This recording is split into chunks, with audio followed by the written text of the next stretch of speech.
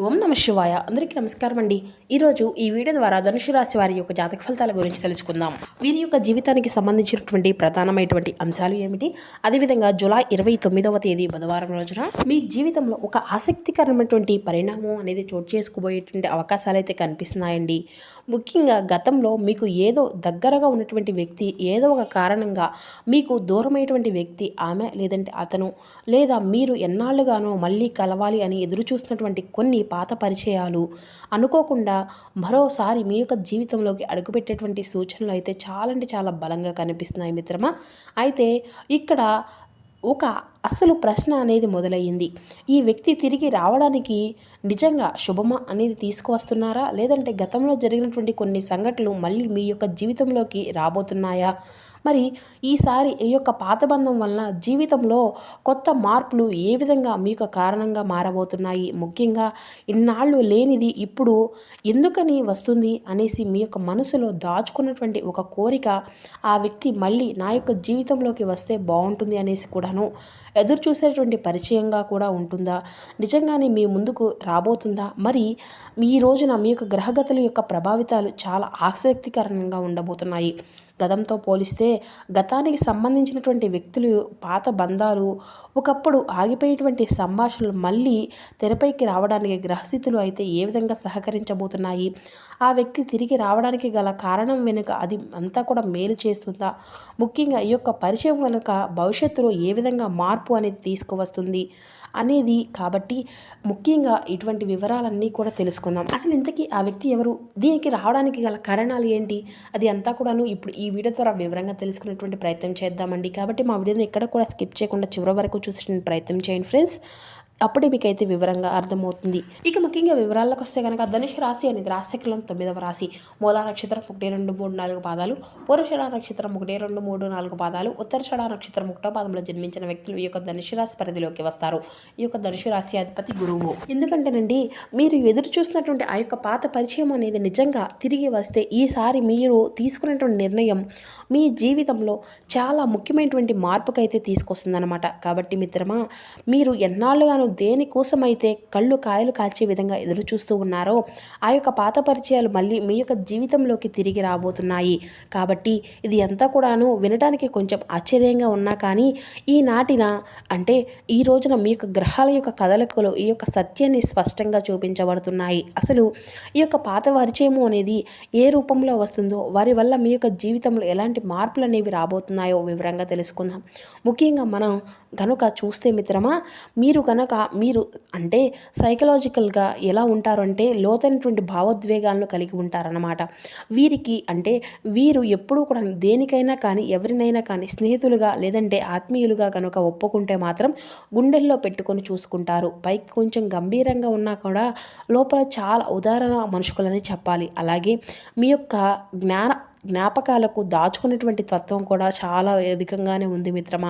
పాత జ్ఞాపకాలు, పాత మనుషులు మీరు అంత త్వరగా మర్చిపోలేరన్నమాట. ఎంతకాలం గడిచినా కానీ వారి యొక్క పట్ల ఆప్యాయత అనేది అలాగనే ఉంటుంది.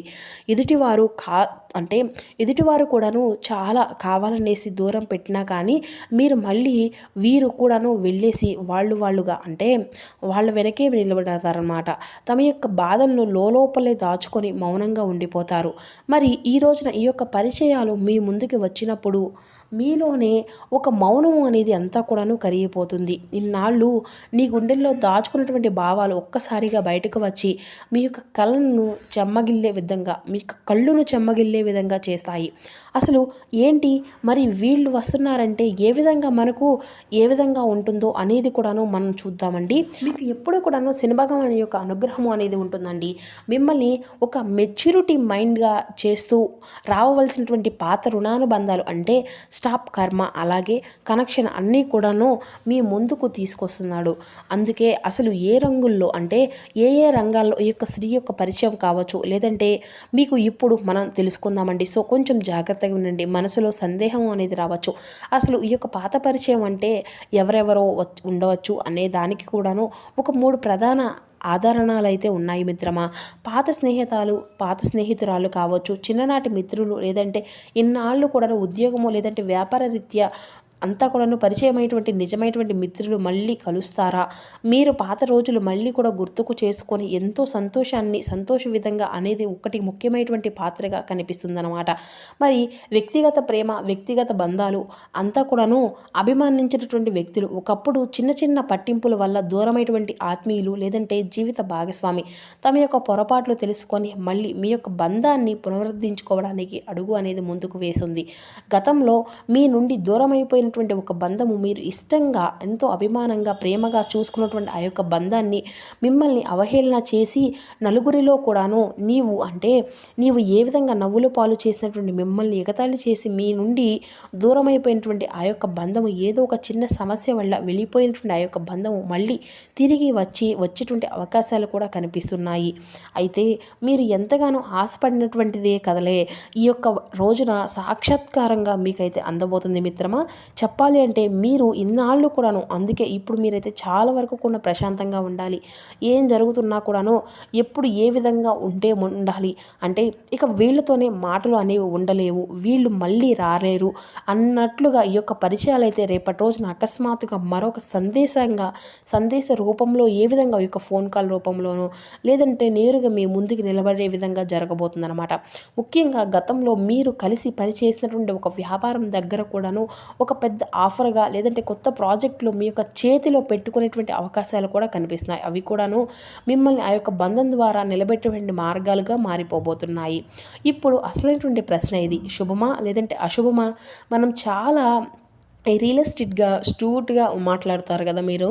మీ యొక్క పాత పరిచయం మళ్ళీ మీ యొక్క జీవితంలోకి రావడం వల్ల మీకు మేలు అనేది జరుగుతుందా లేదంటే మళ్ళీ మీకు ఏదైనా కానీ ముప్పు అనేది ఉందా అనేది కూడా ఇప్పుడైతే చాలా డౌట్గా ఉంటుంది.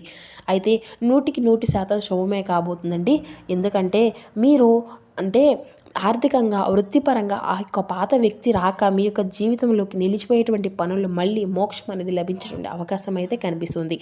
ఒక మంచి అవకాశము లేదంటే ఆర్థిక లబ్ధి చేకూరుతుంది. ఇక రెండవది మానసికంగా ఇన్నాళ్ళుగా మీరు మనసులో అంతా కూడాను ఎదురు చూసినటువంటి ఒక ఏకాంతర అనేది ఒంటరితనము అనేది పోయి ఒక కొత్త బలము అనేది చేకూరుతుందన్నమాట. నాకు తోడుగా నా యొక్క పాత మనిషి ఉన్నాడు అనేటువంటి ధైర్యం అనేది మీకు వస్తుంది. లేదంటే అతని యొక్క పరిచయాలు మీకు మరింత ధైర్యాన్ని ఆనందాన్ని ఇస్తాయి. అయితే ఇక్కడ ఒక చిన్న జాగ్రత్త కూడా ఉంది. అదేంది ముప్పు కాదు, జాగ్రత్త మాత్రమే. పాత పరిచయాలు తిరిగి వచ్చింది కదా అనేసి గతంలో ఏ కారణం వల్ల అయితే మీరు దూరం అయ్యారో ఆ యొక్క పాత గొడవలు లేదంటే పొరపాట్లు మళ్ళీ తవ్వకండి. నీవు ఈ రోజున నన్ను ఈ విధంగా అలా అన్నావు, అలా చేసావు, నీ వల్ల నాకు ఈ విధంగా జరిగింది, ఆ పనులు ముసుగులో పెట్టేసుకొని మీరు కొత్తగా మీరైతే చూపకూడదన్నమాట. మరి ఏదైతే ఉందో అది అంతా కూడా కొత్తగా ఈ యొక్క ప్రారంభం అంతా కూడా ఫ్రెష్గా స్టార్ట్ అవ్వాలి. ఈ యొక్క బంధం వల్ల మళ్ళా అలా స్వీకరిస్తేనే ఈ యొక్క బంధంలో తిరుగులేనటువంటి శుభవార్తలు మీకు రావడం ఖాయం. ఈ యొక్క పరిచయం కంబ్యాక్ ఇచ్చినప్పుడు మీరు ఏ విధంగా నడుచుకోవాలి అని గొప్ప ఆప్యాయపదంగా చూపించుకోవాలి అనమాట. ఎదుటివారు సంకోచిస్తూ మీ వద్దకు వచ్చినా కానీ పెద్ద మనసుతో వారిని అయితే ఆహ్వానించండి. తప్పకుండా ఈ యొక్క ఉదారతతో వారిని అయితే ఆకట్టుకోవాలి. అలాగే అతి భావోద్వేగానికి గురి కాకుండా ఆనందంతో ఆశపడి మీ వద్ద ఉన్నటువంటి ప్రస్తుత రహస్యాలన్నీ కూడా ఒక్కసారిగా బట్టబయలు చేసే విధంగా ఇబ్బందులకు కూడా తీసుకురాకూడదన్నమాట. భవిష్యత్తుపై కొంచెం దృష్టి అనేది పెట్టుకోవడం మంచిది. గతంలో జరిగినటువంటి చేదు అనుభవాలు పక్కన పెట్టేసి ఇద్దరు కూడా కలిసి భవిష్యత్తులో ఏ విధంగా ముందడుగు వేయాలి, ఏ విధంగా ప్రణాళికలు అన్నీ కూడా సిద్ధం చేసుకోవడం అయితే మంచిది. మరి ఆ యొక్క పాత పరిచయాలు మళ్ళీ మీ యొక్క జీవితంలో శాశ్వతంగా సంతోషాలుగా ఉండాలి అని ఏ మాత్రము కూడా ఈ విధమైనటువంటి దోషాలు, ఈ విధమైనటువంటి చెడు దృష్టులు మీ పైన ఉండకూడదు. ఇటువంటి సమయంలోనే దైవిక పరిహారాలు అయితే తప్పక పాటిస్తే మంచిది మిత్రులారా. అయితే రేపటి రోజున ఎంతో పవిత్రమైనటువంటి గురు పౌర్ణమి. ఈ రోజున గురువులను ఆరాధించడం అయితే చాలా శుభప్రదం. అయితే మీరైతే సాయంత్రం, ఎందుకంటే ఉదయం సమయంలో కొందరికి కుదిరిద్ది, కుదరకపోతుంది. అయితే ఇంట్లో దీపారాధన అయితే చేసుకుని గురువుని అయితే ఆరాధించండి. స్వామివారి యొక్క ఆశీస్సులు మీకైతే ఖచ్చితంగా అందుతాయి. సాయంత్రం సమయంలో దత్తాత్రేయ స్వామివారి యొక్క దర్శనం కానీ లేదంటే సాయిబాబా వారి యొక్క దర్శనం కానీ మీకు ఎంతో శుభప్రదంగా ఉంటుంది. ఆ స్వామివారికి గులాబీ పువ్వులు చాలా ఇష్టం కదండి. ఎర్రటి పువ్వులు అనేది స్వామివారికి అయితే సమర్పించి స్వామివారిని అయితే దత్తాత్రేయ స్వామివారి యొక్క ఆరాధించడము, స్వామివారి యొక్క నామాలను జపించడము, ఓం శ్రీ దత్తాత్రేయ స్వామియే నమః, ఓం సాయిరామ్ ఇటువంటి నామాలు జపించడం వల్ల మీ యొక్క జీవితంలో ఉన్నటువంటి సమస్యలు అన్నీ కూడా తొలగిపోతాయండి. అలాగే ఈ రోజున సాయంత్రం మీరు గుడి వద్ద ఉండేటువంటి పేదలకు లేదంటే పిల్లలకు బెల్లము, శనగలు, తీపి పదార్థాలు ప్రసాదంగా ఇస్తే కూడా మీకు మరింత ఉపయోగకరంగా కూడా ఉంటుందన్నమాట. ఇది కాబట్టి మిత్రమా, మీ యొక్క జాతకంలో ఉండేటువంటి బంధాలు గెట్టబడడానికి కూడాను గుడిలో లేదంటే ఇంట్లో శివపార్వతుల చిత్రపటం ముందు కూడాను ఆవునితితో దీపము అనేది వెలిగించండి. ఓం నమ శివాయ అనేటువంటి మంత్రాన్ని కూడాను ప్రతిరోజు కూడా జపించినట్లుగా ఈ యొక్క రాశివారు మీ యొక్క లైఫ్లో ఎప్పుడు కూడా మీ యొక్క జీవితం మరింత ఉపయోగపరంగా కూడా ఉంటుంది. మరి ఇప్పటి వరకు చూశారు కదా మిత్రులారా, ఇన్నాళ్ళు మీరు కోరుకున్నటువంటి పాత అనుబంధాలు మళ్ళీ మీ ముందుకు వచ్చి మీ యొక్క జీవితంలో శాశ్వత బంధాలుగా నింపబోతున్నాయి. ఆత్మవిశ్వాసంతో ప్రశాంతంగా మీ యొక్క మనసులో ఆ యొక్క శుభ సమయాన్ని అంతా కూడా ఆస్వాదించండి. అలాగే ఈ రోజున మీ యొక్క జీవితంలో ఉన్నటువంటి ఇబ్బందులు అన్నీ కూడా తొలగిపోవాలి అంటే ఆవులకు పచ్చిగడ్డి కానీ లేదంటే నానబెట్టినటువంటి శనగలు కానీ ఈ ఎంతో పవిత్రమైనటువంటి ఈ రోజున సమర్పించండి. అదేవిధంగా స్వామివారికి తెల్లటి అంటే ఏదైనా కానీ పాలతో చేసినటువంటి పదార్థాలు కానీ తెలుపు రంగులో ఉన్నటువంటి స్వీట్లు కానీ సమర్పిస్తే ఎంతో పవిత్రమైనటువంటి ఈ యొక్క పౌర్ణమి రోజున మీ యొక్క జీవితంలో ఉన్నటువంటి చీకట్లు అన్నీ కూడా ముగిసిపోయి ఆ యొక్క పౌర్ణమిలాగా వెన్నెల అనేది వికసిస్తుందన్నమాట. మీ యొక్క జీవితంలో ఉన్నటువంటి ఇబ్బందులు అన్నీ కూడాను దీనితో సమాప్తమవుతాయి.